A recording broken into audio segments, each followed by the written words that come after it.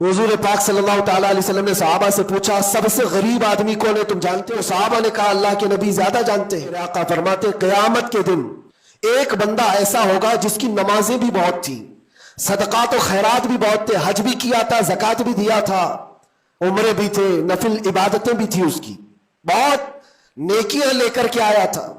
लेकिन जिस वक्त वो अदालत इलाही में पेश हुआ तो कई लोग खड़े हो गए, इधर से उधर से आए, रब ताला से कहने लगे, मौला ये नेक तो बहुत है, नमाजें इसकी बहुत है, हज भी किया है, उम्रे भी किया है, लेकिन मेरे पैसे भी दबा कर रखा था। कोई कहता है कि मौला मेरा हक इसके ऊपर बनता है, इसने मुझे गाली दी थी। कोई कहता है कि मौला मेरा भी हक बनता है, इसने मुझे मारा था। कोई कहता है मौला मेरा भी हक बनता है, इसने मेरे पीठ पीछे मुझसे चुगली की थी और लड़ाने की कोशिश की थी, मेरा हक बनता है इस पर।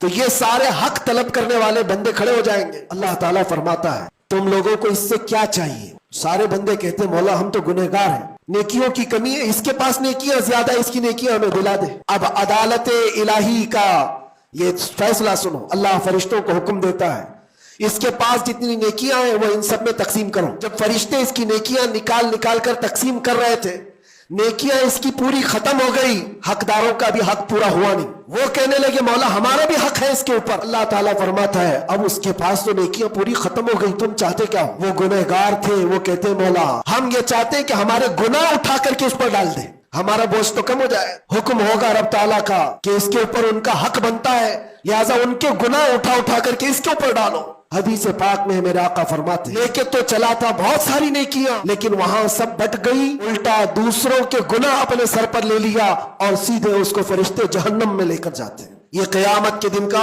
सबसे मुफलिस आदमी है, सबसे गरीब। इसीलिए ए लोगों, हुकूकुल इबाद में कभी गिरफ्तार मत होना। दुनिया में किसी का हक दबा कर मत रखना। किसी को अगर तुमने अपनी जुबान से ईजा दिया है, तकलीफ दी है, या हाथ से दिया है, या किसी भी तरह से दिया है, तो क़यामत के दिन उसका हक लिया जाएगा।